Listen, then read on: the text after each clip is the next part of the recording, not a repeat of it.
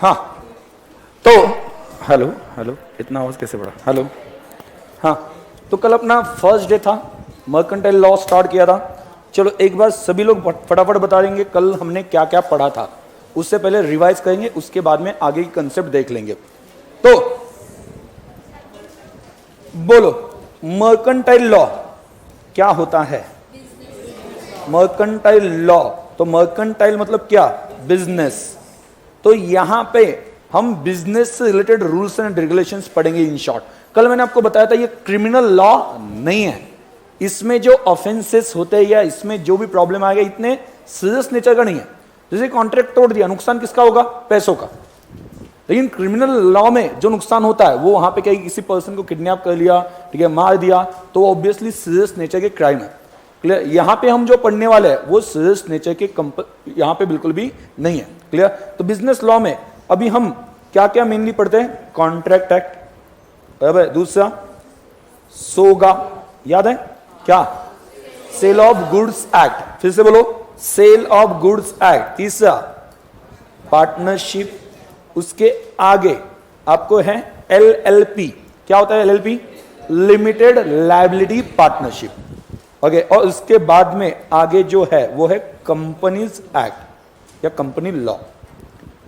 Okay, अच्छा, हमने law, okay, ये लॉ वहां पे पढ़ लिया। आपको कुछ वर्ड्स वहां पे मिल जाएंगे, स्टैच्यूट या एक्ट, ऐसा आपको पता चलेगा।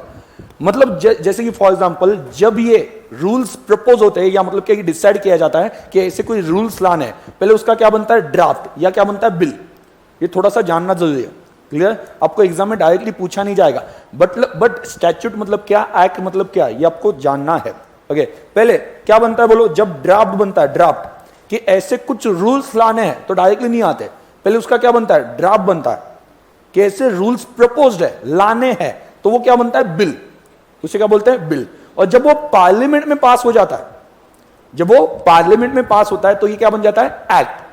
मतलब एक्चुअली वो क्या आ गया? इंप्लीमेंट हो गया। एक्चुअली वहां पे क्या है कि हम उसको, सभी लोगों ने उसे फॉलो करना है। क्लियर? तो जब प्रपोज किया जाता है तब वो क्या होता है? बिल। और बाद में जब उसे पास किया जाता है तब उसे बोलेंगे एक्ट या स्टैच्यूट बोलेंगे। तो ये एक्ट या स्टैच्यूट, कंफ्यूज मत होना, इन शॉर्ट लॉ। इसके ऊपर क्वेश्चन डायरेक्टली कोई एग्जाम में नहीं आएगा क्योंकि ये बेसिक आपके सिलेबस में पूछा नहीं गया। बट पता होना चाहिए कि मैं बार बार नाम चेंज करूंगा, कभी लॉ बोलूंगा, कभी एक्ट बोलूंगा, कभी स्टैच्यूट बोलूंगा। क्लियर? तो उस केस में कंफ्यूज होने की जरूरत नहीं है। मतलब जो रूल्स एंड रेगुलेशंस है उसको अलग अलग नाम दिए हैं। अगर बिल पास हो गया तो क्या बोलेंगे? एक्ट। बराबर? मतलब जब वहां पे कुछ रूल्स इंप्लीमेंट होते हैं सबसे पहले क्या बनता है? उसका बिल। ड्राफ्ट बनता है कि ऐसे रूल्स लाने हैं, और वो पार्लियामेंट में एक बार पास हो गए तो क्या बन जाता है? एक्ट बन जाता है। क्लियर? उस वक्त कल मैंने आपको बताया था हम पहले क्या स्टार्ट करेंगे? Contract act. रीजन क्यों कॉन्ट्रैक्ट एक्ट क्यों स्टार्ट करना है? क्योंकि contract act is base for all other business laws. Contract act एक बेस है किसका? सभी बिजनेस लॉज का। तो हमने स्टार्ट किया था कॉन्ट्रैक्ट, बराबर। कॉन्ट्रैक्ट ये वर्ड स्टार्ट किया था। तो मैंने याद है एक डायग्राम बनाया था, जिन लोगों ने कल लिखा नहीं वो अभी लिख लेना, बराबर। तो दो पार्टीज है, ए एंड बी, दो पार्टीज है। ऑब्वियसली कॉन्ट्रैक्ट बनाने के लिए कितनी पार्टीज चाहिए? मिनिमम दो। मैं अपने आप से ही कॉन्ट्रैक्ट कर सकता हूं, मैं गुड्स खुद को ही बेचूंगा। हाँ बोल रहे हैं? अरे हाँ, क्या बोल रहे हो? हाँ ठीक है, तो चलो, हाँ बोल रहे हैं। खुद को गुड्स बेच के पैसे किससे दोगे? खुद को। सही, इस पॉकेट से निकाला, इस पॉकेट में डाल दिया। हाँ, तो वहां पे मिनिमम क्या चाहिए? कॉन्ट्रैक्ट बनाने के लिए मिनिमम दो पार्टी चाहिए। दो पार्टीज, एक पार्टी दूसरी पार्टी को देगी ऑफर, एक पार्टी दूसरी पार्टी को देगी ऑफर। ऑफर का मतलब भी कल मैंने बताया था। देखो स्टार्टिंग में ये जो चीजें हैं ये बार बार रिपीट होने वाली है, ठीक है। ऑफर मतलब क्या? क्योंकि यही तो चीज है जो बार बार आपको कॉन्ट्रैक्ट में यूज होने वाली है। एक बार आपके दिमाग में ऑफर क्या होती है बैठ गया तो आगे के कंसेप्ट समझने में कोई दिक्कत नहीं आती। बेस पहले समझना पड़ेगा क्योंकि ये सब्जेक्ट सभी के लिए क्या है? नया है। आज तक 11th 12th में अभी के अपने एटलीस्ट इकोनॉमिक्स पढ़ा है, अकाउंट पढ़ा है, बट लॉ नहीं पढ़ा है। लॉ सभी के लिए नया है। तो इस वजह से यहां पे क्या बनता है कि इसका थोड़ा सा बेसिक आपके दिमाग में बैठ जाए, what is offer, what is acceptance. तो डेली हम आगे का पढ़ेंगे, बट स्टार्टिंग में आने के बाद में कुछ बेसिक बातें रिपीट करते जाएंगे। एक बार आपके दिमाग में वो बैठ गई तो कोई कंफ्यूजन नहीं होगा। क्लियर? तो ऑफर, ऑफर बोलो क्या होता है? एक्सप्रेशन ऑफ विलिंगनेस, अपनी एक्सप्रेशन ऑफ विलिंगनेस मतलब क्या? अपनी इच्छा बताना। ओके, आपको क्या लगता है वो बताना। Expression of willingness with intention to receive acceptance on it. मैं अपनी विलिंगनेस बताऊंगा ताकि सामने वाला उसे एक्सेप्ट करे। मैं आपके पास आता हूं, कहता हूं कि मुझे लैंड बेचनी है, मैंने आपको क्यों बताया? ताकि आप उसे एक्सेप्ट कर लो और परचेस कर लो। मतलब मैंने अपनी विलिंगनेस बताई, इंटेंशन क्या था? कि आप उसे एक्सेप्ट करो उस वहां पे ऑफर को और परचेस कर लो। क्लियर? समझ में आ गया? तो ओके, यहां पे ऑफर का मीनिंग हमने कल देखा था। ऑफर में क्या इंक्लूड होता है ये भी हमने पढ़ा था। क्या इंक्लूड होता है? कंसिडरेशन। क्या बात है, सभी को याद है? ऐसा ही पूरा सब्जेक्ट होना चाहिए, सब कुछ याद है। क्लियर? रिवाइज कर करके वो याद हो ही जाता है और इंटरेस्टिंग सब्जेक्ट है, कोई प्रॉब्लम नहीं आएगा। वो आपने अगर दिल से सोचा ना ये पूरा सब्जेक्ट मुझे याद होना चाहिए, समझेगा, समझने में तो कोई दिक्कत नहीं। एग्जाम्पल एक से एक भारी होंगे। ठीक है, कल आपने देखा होगा सनी देओल, हाँ, उसका एग्जाम्पल हमने देखा था। क्लियर? तो याद रहता है ना वो वाला एग्जाम्पल। तो इस वजह से कुछ समझने में दिक्कत आएगी नहीं, और समझेगा तो उसके साथ में थोड़े से एफर्ट्स लगाते हैं तो याद भी हो जाएगा। क्लियर? तो ऑफर, ऑफर में क्या होगा? कंसिडरेशन। कंसिडरेशन मतलब क्या होता है? Something in return. मैं लैंड बेचना चाहता हूं तो उसके बदले में कुछ तो भी पैसे चाहता हूं ना, तो ये जो बदले में मिलेगा या बदले में मैं जो चाहता हूं वो क्या है? कंसिडरेशन है। उसे हम क्या बुलाते हैं? कंसिडरेशन। ऑफर में क्या इंक्लूड होता है? कंसिडरेशन। पेन को क्या हुआ? हाँ ठीक है, चलो। ऑफर में क्या इंक्लूड होता है? कंसिडरेशन। कंसिडरेशन का मतलब क्या है? Something in return. मैंने आपको ये भी बोला था, समथिंग का मतलब क्या है? समथिंग, समथिंग मीनिंग क्या है? हाँ बोलो, क्या होता है? समथिंग मतलब क्या? ओके, एनीथिंग मतलब उसमें क्या आ सकता है? गुड्स। बदले में क्या मिलेगा? मैंने गुड्स दिए, आपने मुझे गुड्स दिए, एक्सचेंज हो गया। मतलब जिसे बोलते हैं बार्टर। बराबर? मैंने आपको गुड्स दिए, उसके बदले में आपने पैसे दिए, ये भी हो सकता है। मैंने आपको गुड्स दिए, आपने बदले में सर्विस प्रोवाइड की, ये भी हो सकता है। मतलब बदले में कुछ भी जिसे कुछ तो भी वैल्यू है। क्या बोल रहा हूं? जिसे कुछ तो भी वैल्यू है। ये मैंने कल आपको बताया नहीं था वैल्यू का मीनिंग क्या है। जैसे कि फॉर एग्जांपल एक लड़का लड़की को कहता है कि तुम सिर्फ एक स्माइल दे दो, मैं पूरी प्रॉपर्टी तुम्हारे नाम पे ट्रांसफर कर देता हूं। तुम्हारी स्माइल की वैल्यू क्या है तुम नहीं जानती, मैं जानता हूं। हाँ, तो ऐसी केस में ओके, ये बोला, हाँ बराबर। तो अभी आप मुझे बताओ कि वो स्माइल की वैल्यू है या नहीं, ये आपको डिसाइड करना है। सर स्माइल दे दी तो 5 रुपए डाल देंगे, प्रॉपर्टी कौन दे देगा?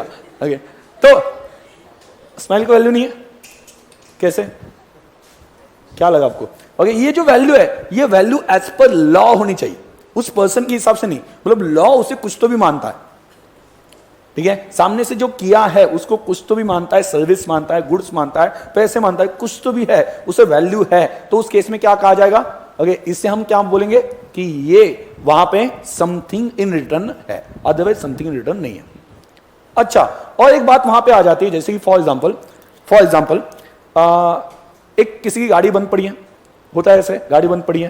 ठीक है, गाड़ी किसकी बंद पड़ी है उसके ऊपर डिपेंड करता है हम धक्का मारेंगे नहीं मारेंगे, या स्टार्ट करके देंगे नहीं देंगे। ठीक है, तो गाड़ी बंद पड़ी है किसी की, आपने वहां पे क्या है कि गाड़ी बंद पड़ी है, तो आपको थोड़ा सा पता है, या मतलब क्या है कि एक होता है ना, स्पेशल लड़की की गाड़ी बंद पड़ी है, तो भाई साहब अपने विनर साहब, हाँ वो इमीडिएटली चले गए।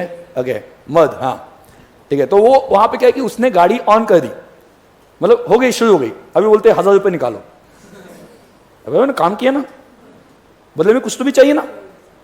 गाड़ी स्टार्ट करके दे दी, बदले में 1000 रुपये दे दो। सामने वाले से आप 1000 रुपये मांग सकते हो या नहीं मांग सकते? इमोशनल नहीं होना है, प्रैक्टिकली सोचना है। हाँ मांग सकते हैं। क्वेश्चन समझ में आ गया सभी को? ठीक है, गाड़ी बंद पड़ी थी, आप वहां पे गए, पूछा मैडम क्या हुआ है, उन्होंने बोला गाड़ी बंद पड़ गई। तो आपने वहां पे गए, एफर्ट्स ले ली, गाड़ी स्टार्ट कर दी, आप उनसे 1000 रुपये मांग रहे हो। ठीक है, तो सामने वाला पर्सन 1000 रुपये देने में, मैंने कुछ काम किया है, बदले में मैं उम्मीद रखता हूं कि 1000 रुपये मिलने चाहिए, तो ये 1000 रुपये देने के लिए वो सामने वाला पर्सन जो है, ओके, सामने जो पर्सन है वो लायबल है या नहीं है? हाँ है ना? कुछ लोग हाँ बोल रहे। मतलब अगर ऐसा होता तो रास्ते पे जाते थे किसकी गाड़ी बंद पड़ी है वही देखते जाते हम। ठीक है, गाड़ी स्टार्ट कर दो, बाद में अपने मन में जो आए वो वहां पे क्या है कि मांग लो सामने वाले से। तो याद रखना, अगर जो चीज, ध्यान देना एक पॉइंट है, जो चीज आपने वॉलंटरीली प्रोवाइड की, कैसे वॉलंटरीली, वॉलंटरीली मतलब क्या, वॉलंटरी मतलब क्या, अपनी मर्जी से, सामने वाले ने डिमांड नहीं की थी, आपने अपनी मर्जी से प्रोवाइड की थी, तो उस केस में उसे कभी लॉ में कंसिडरेशन माना नहीं जाता है। क्योंकि सिंपल बात है, कंसिडरेशन क्या होता है, मैं कुछ कर रहा हूं, उसके बदले में मैंने आपको बताया कि इसके बदले मुझे ये चाहिए, ठीक है। आपने पहले बोला होता कि मैं गाड़ी आपकी स्टार्ट करके देता हूं, मुझे 1000 रुपए चाहिए, और उन्होंने बोला था कि ठीक है, तो उस केस में 1000 रुपए आप मांग सकते थे। बट अभी आपने ये काम कैसे किया, उन्होंने बोला था या आपने उनको ऑफर दी थी कि नहीं ये गाड़ी स्टार्ट करके दूंगा, उसके बदले में 1000 रुपए चाहिए, ऐसा कुछ बोला था? नहीं। मतलब आपने ये जो एक्टिविटी की, ये एक्टिविटी कैसे की, बोलो कैसे की, वॉलंटरीली, बोलो कैसे की, वॉलंटरीली। तो वॉलंटरीली आपने ये एक्टिविटी की, तो आप उसके बदले में कंसिडरेशन या उसे कंसिडरेशन नहीं मान सकते। मैंने जो किया, क्लियर, उसके बदले में आप कुछ नहीं मांग सकते, क्योंकि देखो कंसिडरेशन क्या होता है, हमेशा दोनों साइड से होता है। मैंने भी उसके लिए कुछ करना चाहिए, उसने भी मेरे लिए कुछ करना चाहिए, सिंपल बात है, ठीक है। मैंने गुड्स बेचे, आपने मुझे पैसे दिए, बराबर, आपने पैसे दिए, उसके बदले में आपको क्या मिला है, समथिंग इन रिटर्न, क्या मिला है, गुड्स। और मैंने जो गुड्स बेचे उसके बदले में मुझे क्या मिला है, पैसे। मतलब कंसिडरेशन दोनों को मिला है क्या, मुझे क्या मिला, मुझे क्या मिला, कैश, और सामने वाले को क्या मिला, गुड्स। कोई भी कॉन्ट्रैक्ट कंसिडरेशन कहां से होता है, दोनों साइड से होता है, बराबर। मैं अगर कोई वॉलंटरी एक्टिविटी करता हूं तो इसे कंसिडरेशन माना ही नहीं जाता। मतलब मैंने कुछ काम किया, ऐसा ही नहीं माना जाएगा लॉ के हिसाब से, वॉलंटरी किया हो, नहीं तो बहुत प्रॉब्लम हो जाएगा। आप वहां पे क्या है कि जैसे कि शादी होती है, शादी में क्या करते हो आप, खुद होके सर्व करते हो ना, ठीक है। मतलब वहां पे ऐसा होता है, भाजी वाले, हाँ ऐसा वहां पे होता है ना, अरे पूरी वाले, ओके। तो ये जो चलता है, उस केस में हम क्या पूरी वाले बन जाते हैं, भाजी वाले बन जाते हैं। दोस्त की शादी है या किसी की शादी है, घर की किसी की शादी है, तो हम वहां पे क्या है कि सर्व करें, क्लियर। दोस्त की शादी में आप जाते हो, जाके वहां पे क्या है कि सर्व करते हो, बाद में कहते हो कि नहीं अभी एक काम करो 5000 निकालो, ठीक है। तो वो सामने वाला पर्सन 5000 देने के लिए लायबल है या नहीं है, नो। आपने ये काम वॉलंटरी किया था, आपको बोला नहीं गया था, ना कि आपने वो काम करने से पहले उनसे बताया था, ऑफर दी थी। तो कोई भी यहां पे रीजन नहीं बनता कि यहां पे आपको पैसे मिलने चाहिए। आपने जो किया उसे कंसिडरेशन माना नहीं जाता है। मतलब अगर सामने वाले को कुछ नहीं मिला तो सामने वाला आपको कुछ पे करने की जरूरत नहीं है। देखो मैंने जो किया वॉलंटरी किया, इसे लॉ कभी कंसिडरेशन मानता है क्या, नहीं। वॉलंटरी किया ना, आपने बोला था क्या, या उसने बोला था, कुछ नहीं, आपने वॉलंटरी किया, तो मैंने जो किया उससे लॉ कभी कंसिडरेशन नहीं मानता है। अगर लॉ उसे कंसिडरेशन नहीं मानता है तो बदले में आप क्या मांग सकते हो, आपने भी कुछ नहीं किया ना, लॉ के हिसाब से आपने कुछ किया है क्या, नहीं, तो बदले में क्या मिलेगा, कुछ नहीं। तो 2-3 पॉइंट बोल रहा हूं। कल मैंने आपको सिर्फ कंसिडरेशन बोला था, क्या कंसिडरेशन मतलब क्या, something in return. Slowly slowly हम क्या करेंगे, उसमें एडिशन करते जाएंगे। एक साथ बहुत ज्यादा बताऊंगा तो वो क्या हो जाएगा, समझने में दिक्कत आ जाएगी, और उसे रिटेन करना, याद रखना, वो भी मुश्किल जाएगा। तो हम क्या करने वाले, हर चीजों में स्लोली स्लोली वहां पे कुछ एडिशन करते जाने वाले। ये कंसेप्ट दिखने में ऑफर इतना ही आपको लगेगा आज के डेट पे, expression of willingness with intention to receive acceptance on it, ये एक लाइन दिखाई देती है, बट ये ऑफर कंसेप्ट जो है वो 2 पेजेस का है। मतलब इतने सारे रूल्स है, 2-3 पेजेस का है, समझ में आया। तो हम एक साथ नहीं, हम स्लोली स्लोली आगे बढ़ेंगे, क्लियर। ओके, तो यहां पे देखो कंसिडरेशन मतलब क्या, बोलो, समथिंग इन रिटर्न। समथिंग क्या हो सकता है, एनीथिंग, जिसको क्या होनी चाहिए, वैल्यू, किसके हिसाब से, लॉ के हिसाब से। किसके हिसाब से, लॉ के हिसाब से।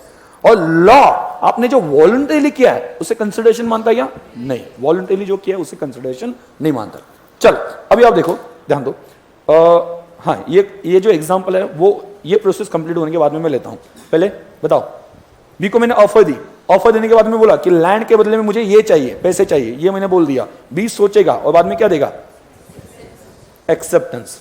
तो ऑफर को एक्सेप्टेंस मिल गई तो क्या होगा, agreement.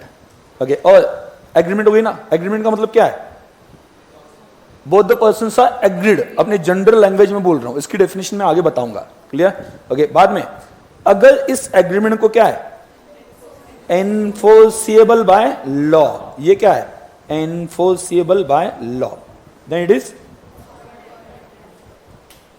Contract, then it is contract. Enforceable by law, then it is contract. मतलब इनफोर्सिबल बाय लॉ का मतलब क्या है, supported by law. Supported by law. Law का सपोर्ट है, इसका मतलब क्या, कल जाके किसी ने कॉन्ट्रैक्ट कंप्लीट करने से मना किया या कॉन्ट्रैक्ट कंप्लीट नहीं किया, किसी ने ये कॉन्ट्रैक्ट कंप्लीट नहीं किया, तो ऐसे केस में मैं क्या बोलूंगा, मैं केस कर दूंगा। लॉ का सपोर्ट है ना। लॉ का सपोर्ट मतलब क्या कि मैं कोर्ट में जाऊंगा, उसके ऊपर केस करूंगा और लॉ की तरफ से उसके ऊपर कंपल्शन लेके आऊंगा कि उसको ये करना है या ये काम कंप्लीट करना है या डैमेजेस देने। मतलब लॉ मेरी मदद करने वाला किस बात पे, अगर उसने कुछ काम नहीं किया जैसा डिसाइडेड है उसके हिसाब से।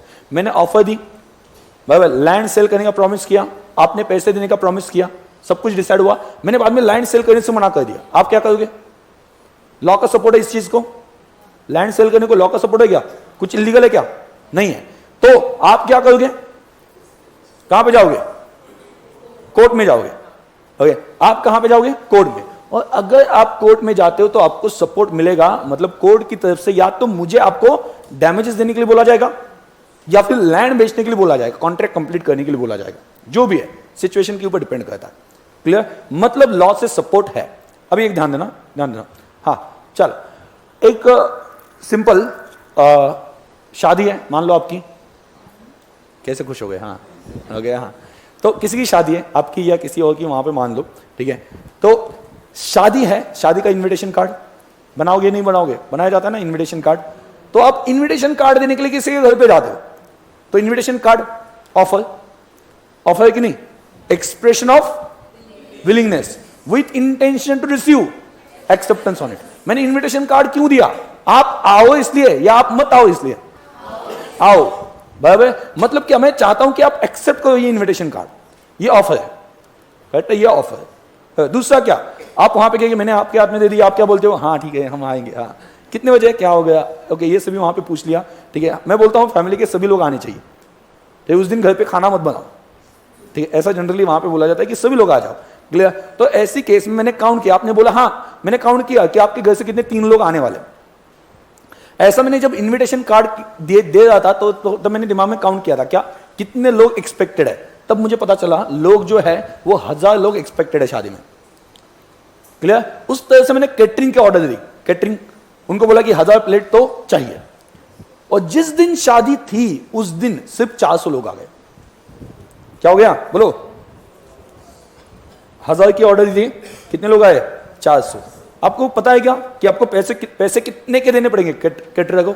1000 के। कितने के देने पड़ेंगे? 1000 के। कैटरर का ये रूल होता है कि आपने जो बताया कितने लोग आने वाले तो उसके हिसाब से वो खाना बनाते हैं, तो ऑब्वियसली क्या बोलेंगे, इससे कम आ गए तो भी खर्चा तो हमें लग गया, तो आप 1000 का पैसा दो। तो इस वजह से वहां पे क्या है कि उनको 1000 लोगों के पीछे मान लो 200 रुपए 250 रुपए जो प्लेट है उसके हिसाब से पेमेंट करना पड़ा। तो आपका वेस्टेज हुआ कि नहीं हुआ? हुआ। किस वजह से? वो नहीं आए, उन्होंने आएंगे बोला था, उनको मैंने इनविटेशन कार्ड, उन्होंने बोला था आएंगे, ठीक है। मतलब मैंने ऑफर दी थी, उन्होंने एक्सेप्ट भी की थी, ठीक है। उन्होंने बोला था कि हम आएंगे, एग्रीड भी था, ठीक है, बट वो नहीं आए। तो मैं क्या कहता हूं, शादी होने के बाद में, शादी धामधूम से हो गई और शादी के बाद धामधूम से शादी हो गई, शादी हो गई, बाद में क्या है कि क्या बोलते हैं, धूमधाम से शादी हो गई, बाद में धामधूम भी हो गया, जो होना है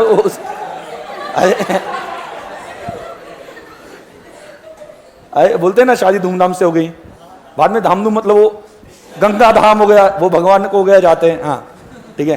तो ऐसे बोल रहा हूं मैं, हाँ शादी धूमधाम से हो गई, बाद में धामधूम भी हो गया, हाँ। तो अभी आपके दिमाग में वो गुस्सा कायम है किस बात का कि ये लोग नहीं आए। 600 इंटू 250 कितने? 1.5 लाख रुपए, बराबर ना?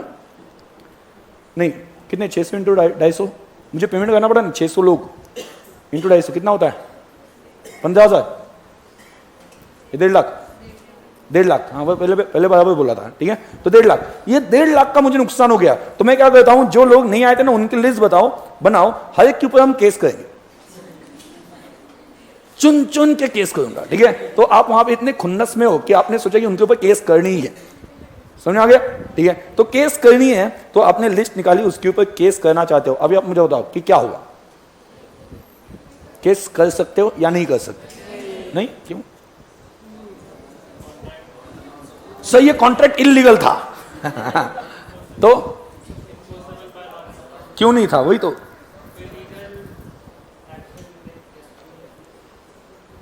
लीगल नहीं लीगली क्या होना चाहिए? हाँ क्या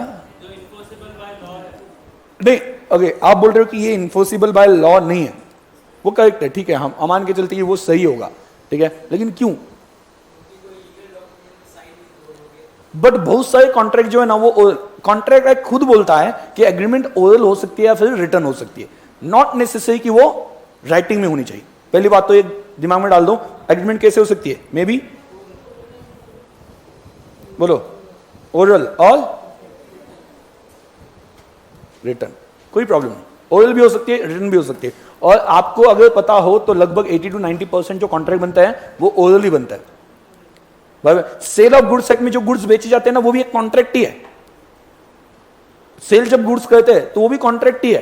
तो आप जब भी गुड्स परचेस करते हो, जैसे कि आप पेन परचेस करने के लिए गए 5 रुपए का, तो आप उसके पास से एग्रीमेंट पे साइन करवाते हो, भाई ये 5 रुपए का पेन है, एग्रीमेंट साइन करनी पड़ेगी तभी जाके लूंगा। एग्रीमेंट कभी साइन होती है? आपने आज तक जितने गुड्स परचेस किए, कहां पे आपने एग्रीमेंट की? नहीं की, वो भी कॉन्ट्रैक्ट था। 80 to 90% जो है ना वो ओरली होता है, ठीक है। मैं ये कंसेप्ट क्लियर करने के लिए बोल रहा हूं, जैसे बात निकलेगी वैसे वहां पे कहीं इन चीजों से क्या होता है, बातें निकलती है और वहां पे कंसेप्ट क्लियर हो ही जाते हैं, कोई प्रॉब्लम नहीं। हाँ चलो, तो क्या बोलोगे? आपको कोर्ट में खड़ा किया है, उस पर्सन की तरफ से लड़ना है जिसको केस कोर्ट में वहां पे कहीं लाया गया है, क्या बोलोगे? हाँ सो इसको डालो अंदर तो क्या ये बोल रहा है येड़ा है वो कहां सुनते हो उसकी बात? हाँ और कुछ तो भी बोलना पड़ेगा ना।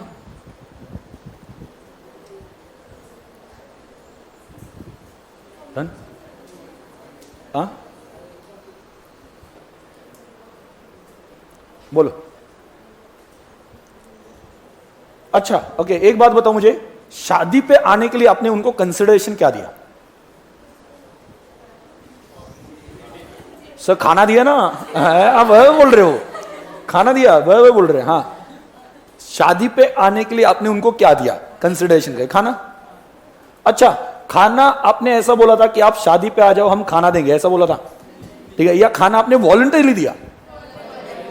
समझ आए? खाना आपने वॉलंटरीली दिया, मतलब खाना जो आपने प्रोवाइड किया it was your voluntary act, जिसे हम कंसिडरेशन नहीं मानते। भाई स्टार्टिंग में मैंने क्या बोला कि आपने जो खुद से, जैसे कि फॉर एग्जांपल उल्टा हम कहते हैं, उल्टा थोड़ा सा, कि हम शादी पे गए लेकिन उन्होंने खाना नहीं दिया, तो हम केस कर सकते क्या? नहीं कर सकते। मतलब ये क्या है कि ये जो खाने की एक्टिविटी थी that was your voluntary act. कैसा था? वॉलंटरी। समझ में क्या बोल रहा हूं? ये वॉलंटरी एक्ट था, क्लियर? तो वॉलंटरी एक्ट को कभी कंसिडरेशन माना नहीं जाता है, और ये कंसिडरेशन नहीं है, खाना खिलाना ये कंसिडरेशन नहीं है, तो हम कहां पे जाए? शादी पे जाए, तो उसके बदले में मुझे कुछ कंसिडरेशन मिला ही नहीं है, बट वो कंसिडरेशन नहीं है ना।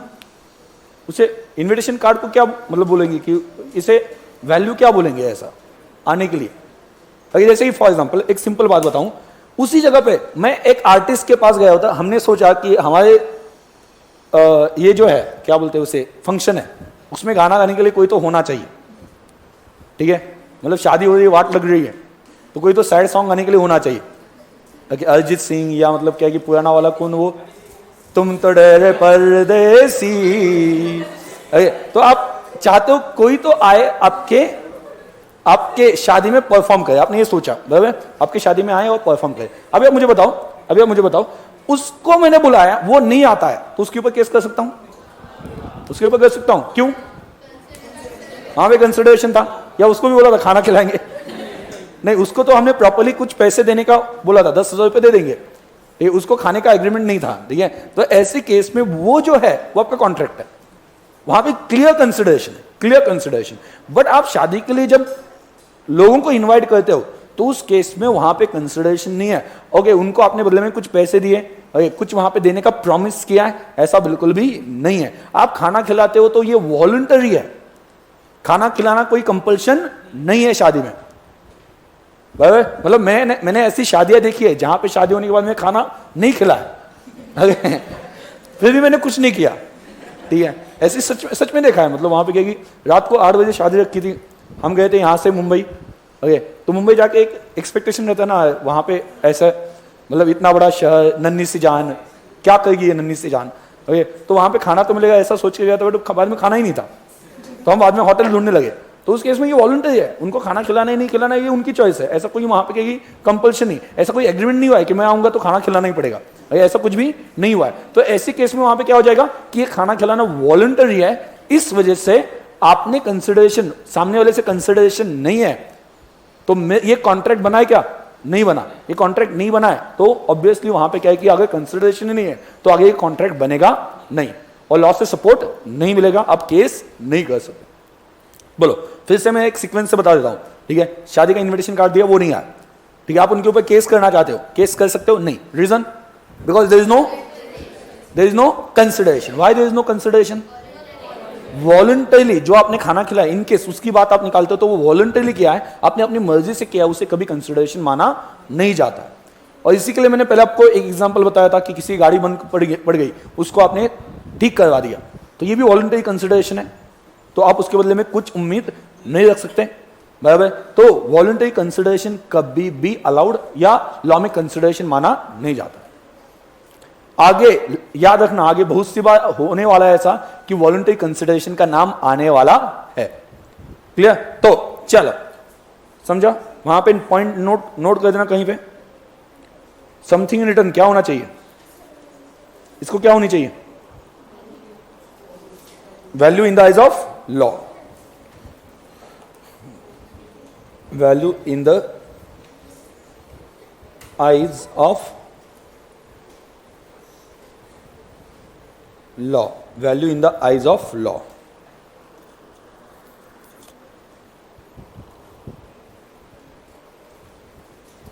value in the eyes of law।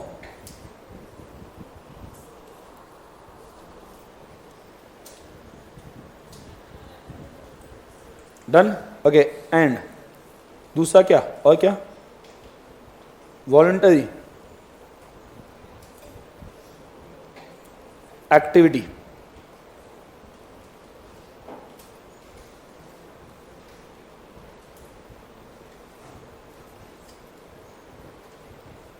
is not treated as क्या, consideration, is not treated as consideration।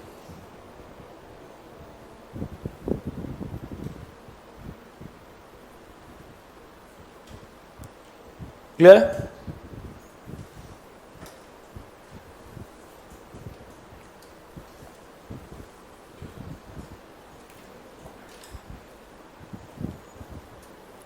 ठीक है, कोई डाउट? ओके, आगे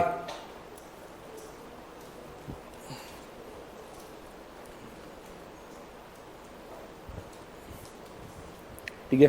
तो यहां तक फिर से बोलो, कम से कम कितने पर्सन, 2।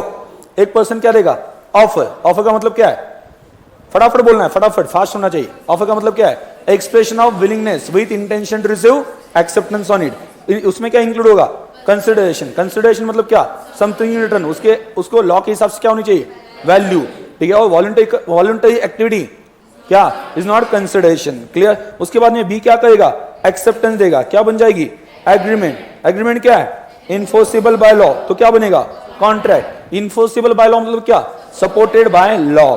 अभी मैं एक रूल बताता हूं आपको, रूल क्या बनता है, ऑल कॉन्ट्रैक्ट्स आर एग्रीमेंट। सभी कॉन्ट्रैक्ट क्या होते हैं, एग्रीमेंट होते हैं। क्यों, क्योंकि एग्रीमेंट के बाद में इन्फोर्सिबल हो तो ही वो कॉन्ट्रैक्ट बनता है ना। All contracts are agreement but all agreements are not contract. Rule क्या बनता है इसकी वजह से, ऑल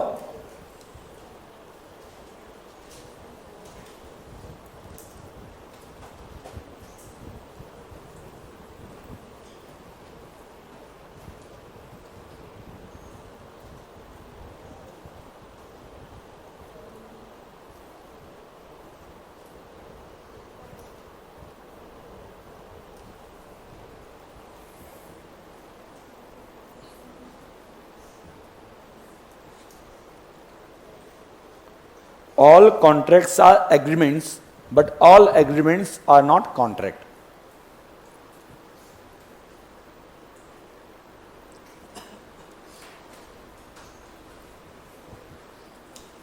ठीक है, लिखा, हाँ चल। अच्छा इसका मतलब क्या हुआ, कॉन्ट्रैक्ट कैसे बना, कॉन्ट्रैक्ट कैसे बना, देखो ये आपके सामने प्रोसीजर है। कॉन्ट्रैक्ट कैसे बना, एग्रीमेंट बनने के बाद ही कॉन्ट्रैक्ट बनता है, ये हम प्रोसीजर देख चुके हैं। बट सभी के सभी एग्रीमेंट कॉन्ट्रैक्ट बनते हैं क्या, नहीं। सभी के सभी एग्रीमेंट कॉन्ट्रैक्ट बनते हैं क्या, नहीं। क्यों, because few agreements may not be enforceable by law. तो ऐसे कौन से एग्रीमेंट्स है, एग्जाम्पल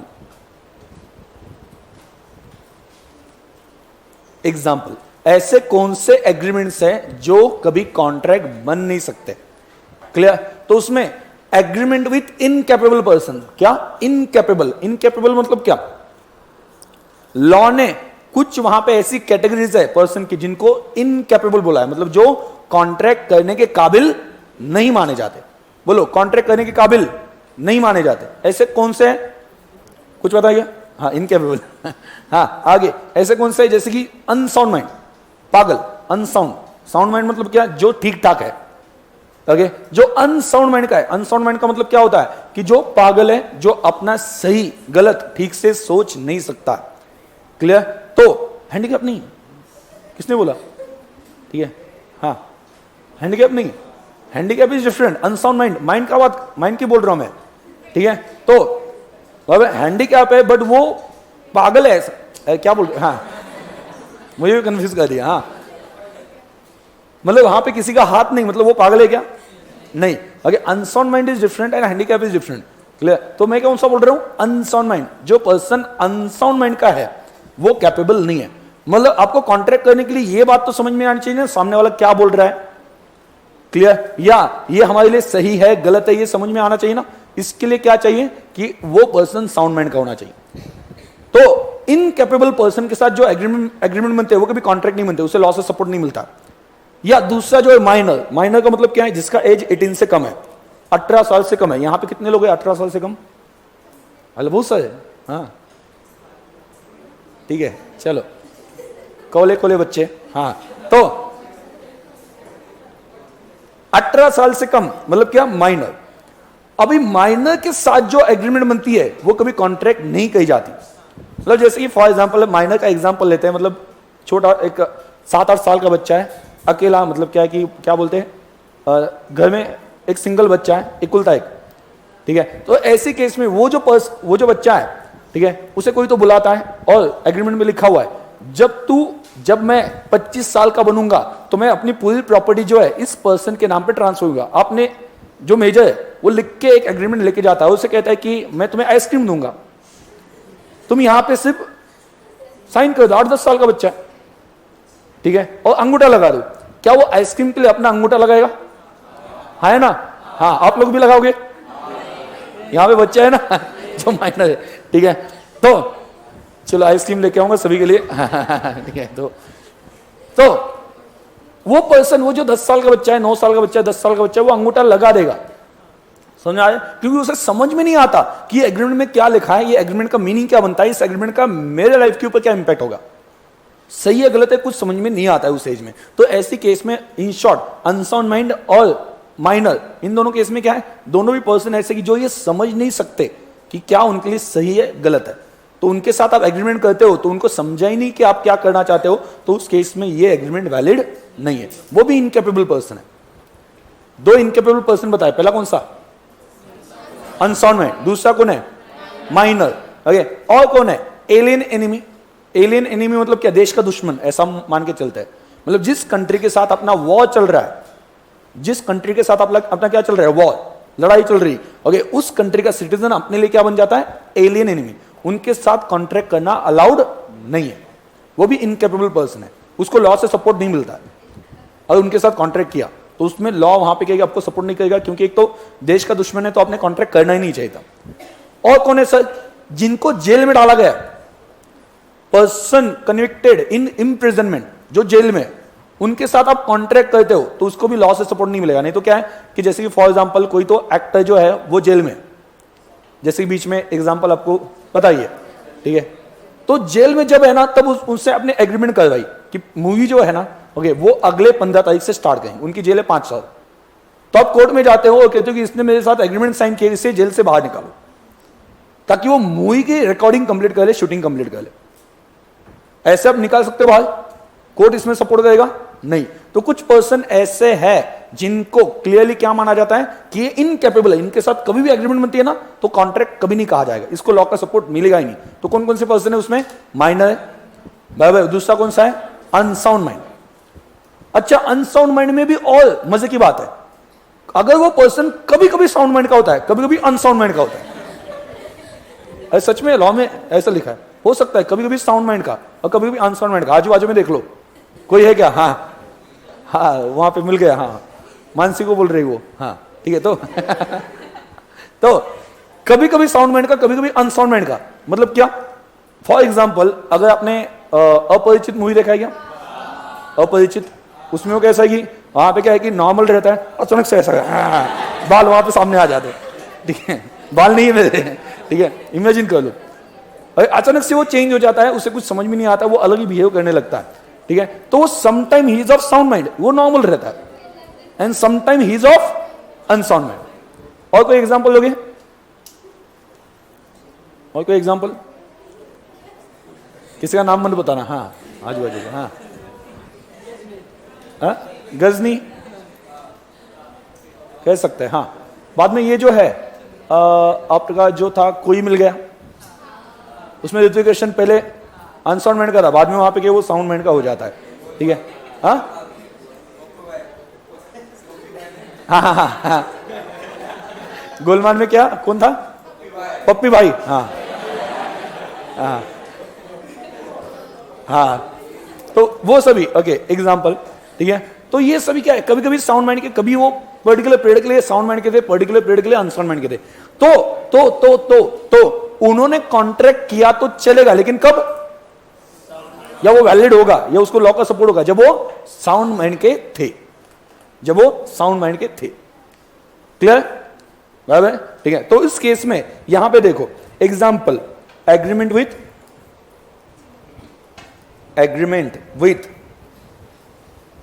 इनकैपेबल पर्सन।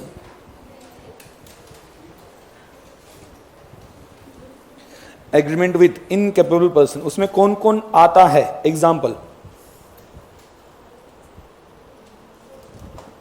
माइनर, दूसरा माइनर के बाद में अनसाउंड माइंड, बाद में आता है इंसॉल्वेंट। ये अभी तक बताया नहीं मैंने, इंसॉल्वेंट मतलब क्या होता है? इंसॉल्वेंट मतलब जिसका दिवाला निकल चुका है, वो पर्सन इंसॉल्वेंट। आगे माइनर, अनसाउंड माइंड क्या? Jail, person convicted in imprisonment. जो इम्प्रिजनमेंट मतलब क्या? जेल।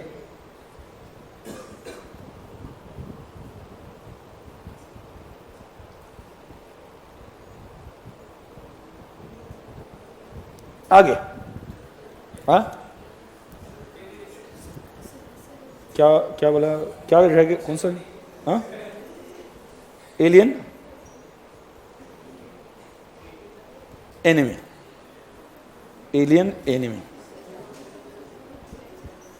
हाँ, चल लिखा, डन। आगे आपको जो पता है उसका नाम भी लिख देना। ओके, हो गया। ये इनकैपेबल पर्सन के साथ एग्रीमेंट किया है तो हमेशा ये क्या होगा? नॉट इन्फोर्सिबल बाय लॉ, कभी कॉन्ट्रैक्ट बनेगा ही नहीं। दूसरा इम्पॉसिबल एग्रीमेंट। कौन से? Impossible agreements. क्या होते हैं इम्पॉसिबल? सो जो पॉसिबल नहीं है।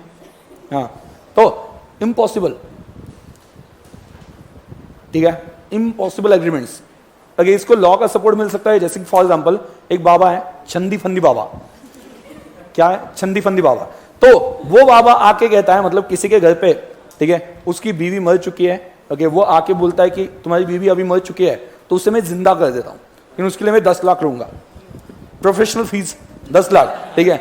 जो मर गई ना, ओके, उसे मैं जिंदा करके दूंगा, ठीक है। अभी वहां पे क्या, वो 2 दिन से मंत्र फूक रहा है, ओके, वो कि कुछ जिंदा नहीं हुई। इसके बाद में वो जो पर्सन है जिसने 10 लाख दिए, वो कोर्ट में जाता है, कोर्ट में जाके कहता है कि इसने प्रॉमिस दिया था कि जो मर गया है उसे जिंदा करके दिखाएगा।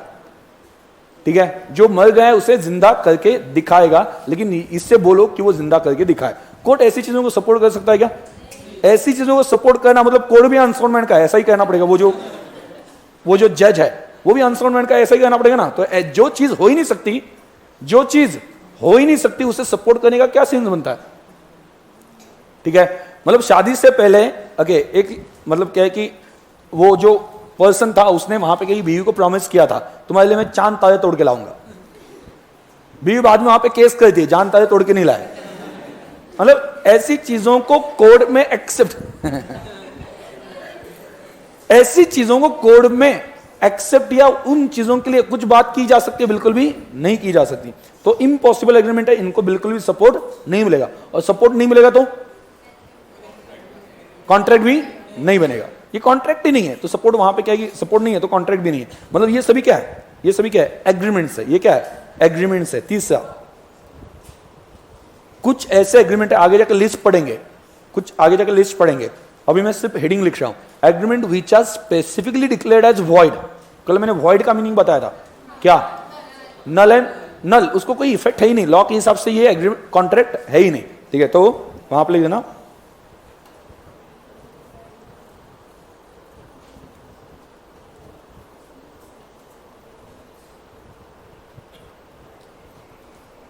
ये आगे जाके लिस्ट पढ़ेंगे हम।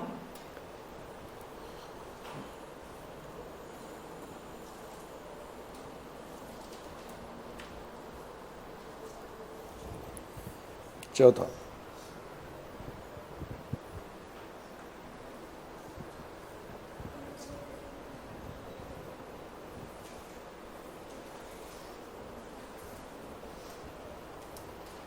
लॉ में कुछ एग्रीमेंट स्पेसिफिकली वॉइड बताए गए, ठीक है, वो हम आगे लिस्ट पढ़ने वाले हैं।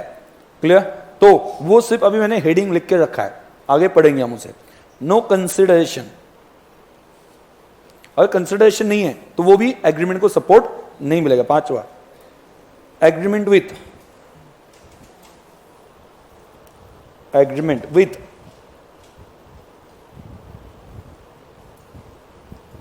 Uncertain meaning. एग्रीमेंट कौन सा? जिसमें क्या है? मीनिंग उसका अनसर्टेन है। मीनिंग मतलब क्या? जैसे कि फॉर एग्जांपल एक डीलर है जो ऑयल, अलग अलग टाइप के ऑयल बेचता है, ठीक है, ऑयल बेचता है, अलग अलग टाइप के ऑयल बेचता है। आप जाके वहां पे बोलते हो कि या मतलब उससे बताते हो कि 150 लीटर ऑयल चाहिए, बराबर? उसमें एग्रीमेंट में क्या लिखा है? 150 लीटर ऑयल। तो ऐसी केस में 150 लीटर ऑयल, ये अनसर्टेन है ना, मीनिंग क्लियर नहीं है। मीनिंग क्लियर नहीं मतलब क्या? ये ऑयल कौन सा? मतलब खाने वाला ऑयल, बालों को लगाने वाला ऑयल, गाड़ी में डालने वाला ऑयल, मतलब अलग अलग ऑयल होता है। तो इसमें से कौन सा? कुछ भी पता नहीं है। हाँ ठीक है, खाने वाला बोला था तो उसमें भी अलग अलग टाइप्स आते हैं। तो ये अगर आपने क्लियर नहीं किया हो तो अनसर्टेन मीनिंग है। आप कोर्ट में ये एग्रीमेंट लेके भी जाओगे तो कोर्ट पड़ेगा, उसमें क्या लिखा है? ऑयल चाहिए। आपका झगड़ा चल रहा है कि नहीं, मुझे लगा कि ये ऑयल भेजना था, उसको लगा कि नहीं दूसरा चाहिए था, ठीक है, तो इसे सपोर्ट नहीं किया जा सकता क्योंकि कोर्ट को भी पता नहीं कौन सही कौन गलत है, क्योंकि लिखते वक्त गलती हो गई। गलती हो गई मतलब क्या? पूरा डिटेल में लिखा नहीं है। क्लियर? समझ आ गया? तो अनसर्टेन मीनिंग, आपकी लैंग्वेज आपने ऐसी लिखी एग्रीमेंट में जिससे मीनिंग क्लियर नहीं हो रहा, तो ऐसे एग्रीमेंट को कोर्ट से सपोर्ट नहीं मिलेगा। क्लियर? जैसे कि फॉर एग्जांपल आपको एक बीच में एक सीरियल आती थी FIR, सब टीवी पे आती थी, क्या असली मजा सबके साथ आता है? देखा नहीं? सब देखते हो कि नहीं? असली मजा सबके साथ आता है। सिर्फ मैं बीवी के सामने नहीं बोलता हूं, हाँ, असली मजा सबके साथ आता है, हाँ, ये नहीं बोलना। तो सभी लोग, कुछ लोगों को लेट समझा, हाँ ठीक है, तो कुछ लोग अभी छोड़ दो, कुछ नहीं वो, हाँ ठीक है, छोड़ दो, कोई बड़ी बात नहीं वो, हाँ। तो चलो यहां पे उसमें FIR करके एक, मतलब वहां पे पुलिस हो गया, उससे रिलेटेड एक कॉमेडी वहां पे, हाँ चौटाला, हाँ याद है उनको, मिसेज चौटाला या क्या, मिस चौटाला, जो भी है। तो उसमें वहां पे क्या लिखा है? एक सिचुएशन दिखाया, उसमें ही शायद से जितना मुझे याद है, अगर एक सिचुएशन दिखाया था, कॉमेडी सीरियल थी ऐसी, मतलब वहां पे थोड़ा सा कॉमेडी सीन लेके उसके ऊपर वहां पे सीरियल बनती थी। तो उसमें एक पर्सन जो है ना, वो उनके बीच में एग्रीमेंट होती है। एग्रीमेंट क्या होती है? एग्रीमेंट क्या होती है कि मैं आपको, मतलब वो बोलता है कि मुझे इंस्टॉलमेंट पे गाड़ी चाहिए, सामने वाला बोलता है कि ठीक है इंस्टॉलमेंट पे गाड़ी दे दूंगा, कोई प्रॉब्लम नहीं है, ठीक है। तो उनके बीच में डिसाइड होता है कि गाड़ी कैसे मिलेगी? इंस्टॉलमेंट में, ठीक है, इंस्टॉलमेंट पे लूंगा मैं। ठीक है। तो जो डीलर है वो पहले गाड़ी के व्हील्स ला के देता है, बाद में गाड़ी की स्टीयरिंग ला के देता है, ठीक है। तो उनके बीच में झगड़ा, ये क्या चल रहा है, तो वो बोलता है कि अपने बीच में डिसाइड ही था, गाड़ी इंस्टॉलमेंट में मिलेगी, ठीक है। तो अभी आप देखो वर्डिंग ठीक से नहीं हो तो मीनिंग पूरा क्या हो जाता है, चेंज हो जाता है। अब बोलते हो, क्या बोलते हो, कार ली है, कैसे, इंस्टॉलमेंट में। कार इंस्टॉलमेंट में नहीं ली है, आपने क्या किया है, कार का पेमेंट इंस्टॉलमेंट में किया है। तो ऐसे लैंग्वेज में चेंज होकर कोई कंफ्यूजन क्रिएट हो गया, बराबर, तो ऐसी चीजों को कोड की तरफ से सपोर्ट नहीं किया जाएगा, क्योंकि इसका करेक्ट मीनिंग निकालना ये कोड का काम नहीं है। मीनिंग ही क्लियर नहीं है तो कौन सही है कौन गलत है क्या बोलेंगे, मतलब बोल नहीं सकते। जैसे कि आपके दो दोस्तों में झगड़ा है, दोनों भी अच्छे दोस्त हैं, क्लियर, दोनों भी अच्छे दोस्त हैं, आप दोनों में से किसको गलत बोलोगे, जब तक आपको क्लियरली पता नहीं चलता कि हुआ क्या था या दोनों के बीच में एग्जैक्टली क्या हुआ, तब तक कौन गलत है कौन सही है थोड़ी ना पता चलेगा। तो वैसे ही कोर्ट के सामने सिचुएशन आ जाएगा। कोर्ट के सामने सिचुएशन क्या है, क्या सिचुएशन है, कोर्ट को ही पता नहीं है कि एग्जैक्टली डिसाइड क्या था, इस वजह से वो बता नहीं पाएंगे कौन सही है और कौन गलत है। इस वजह से अनसर्टेन मीनिंग वाले जो एग्रीमेंट होता है ना, उसको कोर्ट की तरफ से इंटरटेन नहीं किया जाता है, उसको सपोर्ट नहीं किया जाता है। And last one, illegal agreement. Last example, illegal agreement, जहां पे ऑफर में कुछ इलीगल बात थी, ओके, या कंसिडरेशन जो मिलने वाला है वो इलीगल है, वहां पे कॉन्ट्रैक्ट को, उस एग्रीमेंट को सपोर्ट नहीं मिलेगा। जैसे कि फॉर एग्जांपल पैसे दिए, पैसे के बदले में किसी को किडनैप करना है, भाई पैसों के बदले में कंसिडरेशन क्या मिल रहा है, किडनैपिंग, ये क्या है, इलीगल है। तो इसे सपोर्ट मिलेगा, हाँ या ना, नहीं मिलेगा। समझ आ गया, फिर से बोलो, चलो स्टार्टिंग से देख लेते हैं।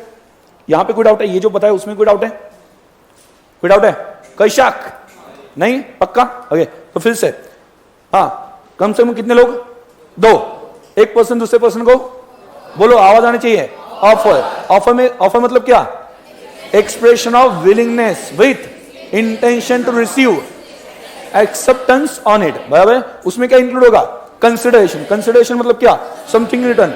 कंसिडरेशन को क्या होनी चाहिए, value in the eyes of law, okay. और कंसिडरेशन क्या नहीं होता है, वॉलंटरी एक्टिविटी, ये कभी कंसिडरेशन नहीं होता है। उसके बाद में भी इसके ऊपर सोचेगा, क्या देगा, एक्सेप्टेंस मतलब गिविंग कंसेंट, सिर्फ हाँ बोल देना कि जो एग्रीमेंट, जो ऑफर मिल गई उसको हाँ बोलना, मतलब ये क्या है, एक्सेप्टेंस है। तो अभी क्या बन गया, एग्रीमेंट क्या, इनफोर्सिबल बाय लॉ, तो क्या बनेगा, कॉन्ट्रैक्ट, तो क्या बनेगा, कॉन्ट्रैक्ट। एग्रीमेंट इनफोर्सिबल बाय लॉ तो क्या बनेगा, कॉन्ट्रैक्ट बन जाएगा। क्लियर, कोई डाउट है। अभी यहां पे इनफोर्सिबल बाय लॉ मतलब क्या, सपोर्टेड बाय लॉ, क्लियर। इसमें मैंने आपको क्या बता दिया, कुछ ऐसे कॉन्ट्रैक्ट्स होते हैं, कुछ ऐसे एग्रीमेंट होते हैं, कभी कभी वो कॉन्ट्रैक्ट बनते ही नहीं। तो इससे एक रूल निकला, रूल क्या, ऑल, आवाज आना चाहिए, आवाज नहीं आ रहा, क्या हो गया, हाँ, all contracts are agreement but all agreements are not contract. फिर से आवाज नहीं आया, all contracts are agreements but all agreements are not contract. तो उसके मैंने एग्जाम्पल स्टार्ट किए, ऐसे कौन कौन से एग्जाम्पल है जहां पे एग्रीमेंट कभी कॉन्ट्रैक्ट बनता नहीं है, क्लियर। तो उसमें सबसे पहला एग्जाम्पल वहां पे क्या आता है, एग्रीमेंट विथ इनकैपेबल पर्सन। कौन कौन आता है इनकैपेबल पर्सन में, देखो मत, याद कर लो, क्या, minor, unsound mind, insolvent, imprisonment, बराबर, and last alien enemy, clear. तो ये सभी जो है वो इनकैपेबल पर्सन माने जाते हैं। इनके साथ एग्रीमेंट किया तो कोर्ट में इसको सपोर्ट नहीं मिलेगा, इससे लॉ से सपोर्ट नहीं मिलेगा। दूसरा क्या था, इम्पॉसिबल, जो इम्पॉसिबल है, जो हो ही नहीं सकते, उसको सपोर्ट करने का क्या सेंस बनता है। तीसरा क्या था, agreement which is declared as void, specifically declared as void, clear. Agreement जिसमें क्या नहीं है, consideration, agreement with uncertain meaning and illegal agreement. ये सभी क्या है, सिर्फ क्या रहेंगे जिंदगी में, क्या बनेंगे, ये सिर्फ एग्रीमेंट, कभी कॉन्ट्रैक्ट नहीं बनेंगे।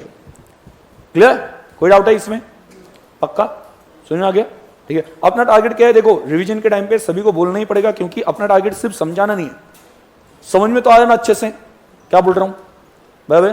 तो सिर्फ समझाना टारगेट नहीं, समझ के तो बहुत फटाफट हो जाएगा, क्लियर। लेकिन वो समझते समझते उसे क्या करना है, हमें ऐसे वहां पे रिवाइज करना है कि वो याद भी हो जाए, टेंशन ही ना बचे। मतलब क्या है कि ठीक है आप घर पे पढ़ो, वो बोनस होगा, क्लियर? लेकिन मैं कोशिश ये करूंगा कि आप क्लास में रेगुलरली आते हो ना, तो भी सभी चीजें आपके दिमाग में फिट होनी चाहिए।